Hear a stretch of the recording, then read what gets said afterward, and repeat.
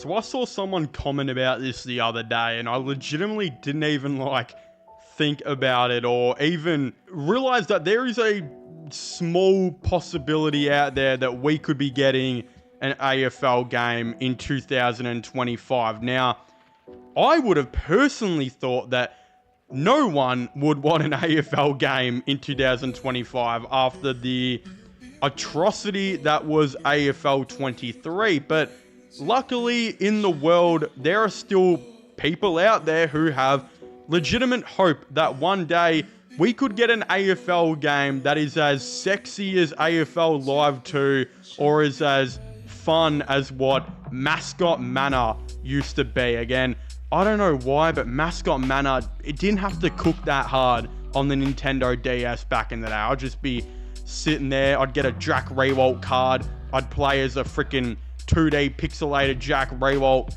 and that shit would almost make me shoot freaking garlic aioli sauce out of my private parts as a child. And I'm just being honest with you, that game was that hard. But since then, in AFL Live 2, we have just kind of had crappy, boring game after the next that eventually led to AFL 23, which I have publicly said, and I don't think I'm the only one to say this, so it's definitely not controversial in any way possible.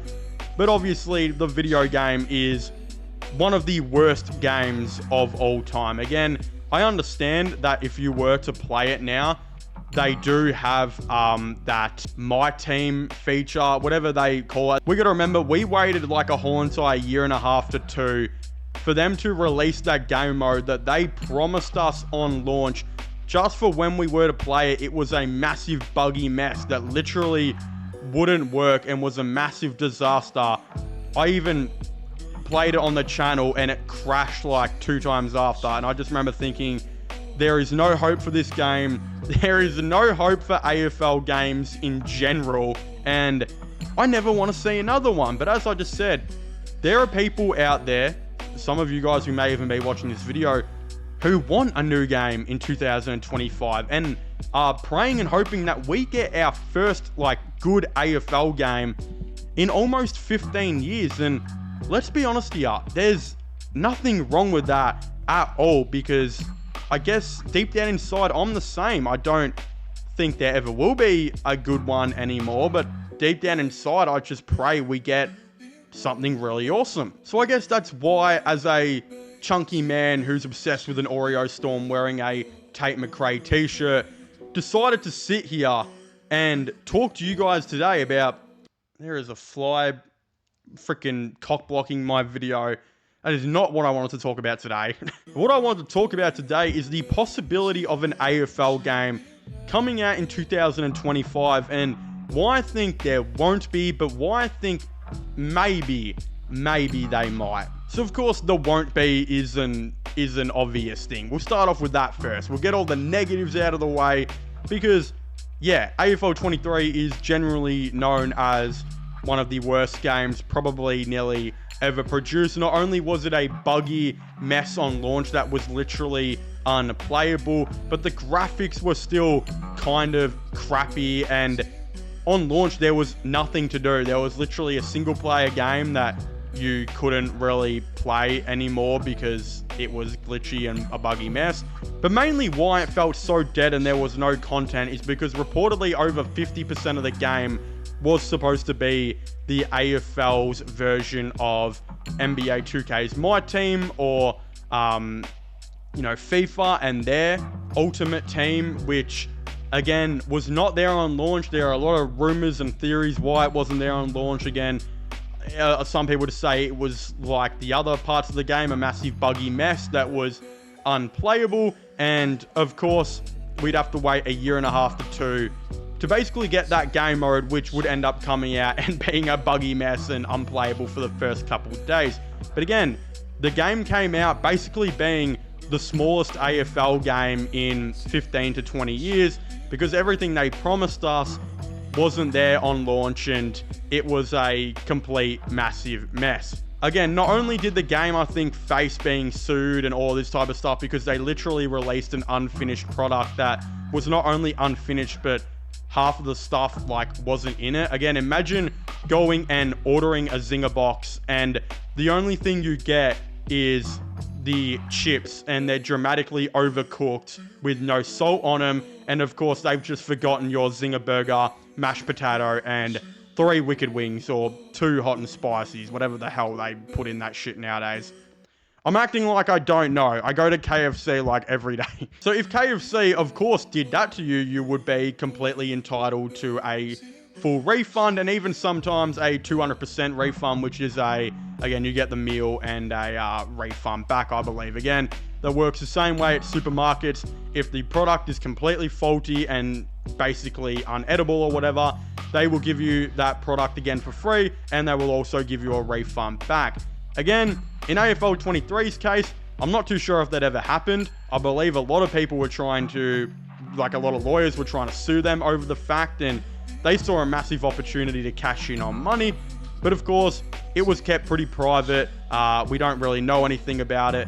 And I wouldn't be surprised if it was, because Fallout 76, I think, was sued in Australia in 2018 because that game came out extremely buggy and semi-unplayable, and that game was still 100 times better than AFL 23. Again, so those are a lot of the negatives on why we're not going to get a new game. To summarize it up, the last one was the worst game ever, pretty much. It was completely empty. It was pretty much a Zinger box with only chips in it that were burnt and soggy and with no salt. Massive disaster, right? But then there are semi-positives to why we would get a game in 2025. Again, I'm not too sure if AFL would ever want to go back to that studio who made the game, but the studio has an excuse by just saying we were building up the whole entire groundworks of the game, building up the engine for it. You know, now that we've got all of that done, we can do what all AFL games have done previously and copy and paste that whole entire thing and release it basically as the same game, and then just add a couple of components in it and update the rosters. Again, that's literally what AFL Evolution 2 did. They released the exact same game as AFL Evolution, updated the rosters, I think slightly changed the menu a little bit, and really didn't do anything. Again, that's not what we want to see in AFL 25. If they released that, it would be a disaster, especially considering all the stuff we got that was wrong in the last game. Yes, they can go and copy and paste AFL 23 and release it in 2025, like previously done, but you would have to add a hell of a lot. Again, not only would the rosters have to be updated, the gameplay would have to be way better.